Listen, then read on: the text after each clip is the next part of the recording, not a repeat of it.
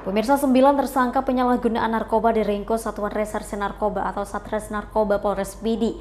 Dari tangan pelaku, polisi berhasil mengamankan sejumlah barang bukti, ganja dan sabu.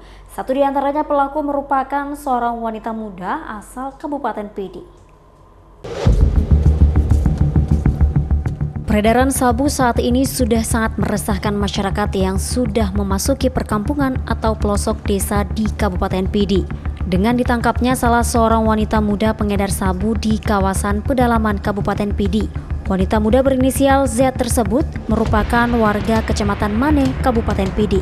Pelaku wanita yang masih berusia 19 tahun tersebut ditangkap tim Satres Narkoba saat sedang melakukan transaksi narkoba di kawasan Kecamatan Mane pada 19 Maret lalu. Saat ini barang bukti beserta pelaku ditahan di Mapolres Pidi untuk penyusutan lebih lanjut.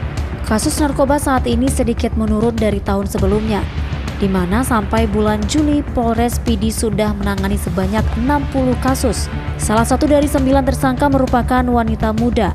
Adapun alasan pelaku melakukan tindak kriminal tersebut karena faktor ekonomi.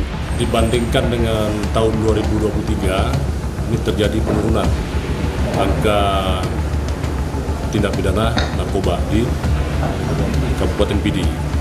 Perusahaan ini sampai dengan bulan Juli kita sudah menangani kasus sebanyak 60 kasus dibanding dengan tahun 2023 sampai dengan bulan Juli itu terjadi 75 kasus.